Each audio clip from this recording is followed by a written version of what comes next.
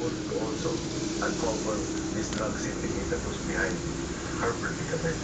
Isn't it better to get the drug syndicate itself rather than the person who was using Sumir?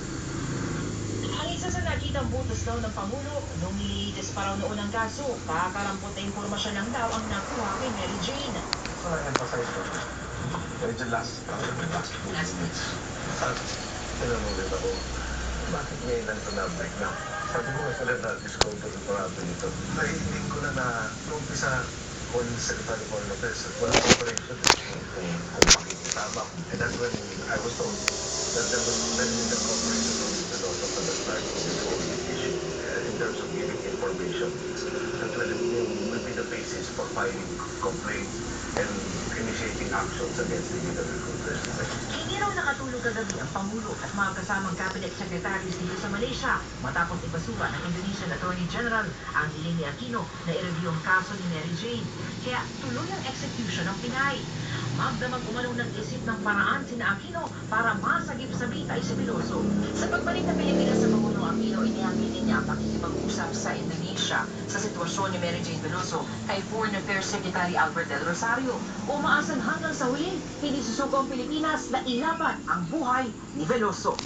Pero para sa Department of Foreign Affairs, sarado na ang legal at diplomatic approach para maisalba ang buhay ni Mary Jane. On the part of Indonesia, we recognize their sovereignty and it is within their sovereign rights to enforce and implement their laws. Mula rito sa Langkawi, Malaysia, sa Lima Refran, nakatutok 24 oras. Hawak na po ng mga otoridad ang itinuturong recruiter ni Mary Jane Veloso. Sumuko raw siya para ilisin ang kanyang pangalan at para humingi ng proteksyon. Mula sa lungsod ng Kabanatuan ng Hongkong, right team po ito, sa Rita Reyes. Rita? Yes, Mark. Ilang oras bago ang ilang na execution dito kay Mary Jane Veloso sa Indonesia. Pusang loob na sumuko kanina sa pulisya itong si Cristina Serio na itinuturong recruiter ni Mary Jane. Pasado alas 10 na umaga kanina nang dumating sa Provincial Police Office ng Nueva Ecija si Cristina Serio. Kasama niya ang live-in partner na si Julius Lacanilao. Sa video ito, makikitang nagbibigay ng kanyang salaysay si Cristina at Julius sa opisina ng Nueva Ecija Police kasama ang isang abogado mula sa Public Attorney's Office. Pero agad din umalis si Julius makalipas ng ilang minuto. Definitely po, hindi po siya nakakulong, hindi po siya under custody. Kwan lang po siya.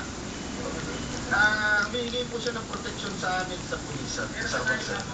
Kapwa na harap Cristina at Julius sa mga reklamong illegal recruitment, human trafficking at estafa dahil umano sa partisipasyon nito sa kaso ni Mary Jane sa Indonesia. Ayon kasi kay Mary Jane, si Cristina ang nag-recruit sa kanya para magtrabaho sa Malaysia at kalaunan sa Indonesia kung saan siya nahulihan ng 2.6 kilos ng heroin. Pero muling giit ni Cristina, wala siyang kinalaman sa nangyari kay Mary Jane. Wala pong katotohanan at ang mensahe ko po, sana po bago kayo maghusga sa akin, alamin niyo muna po ang katotohanan. Mga hearsay lang po yan.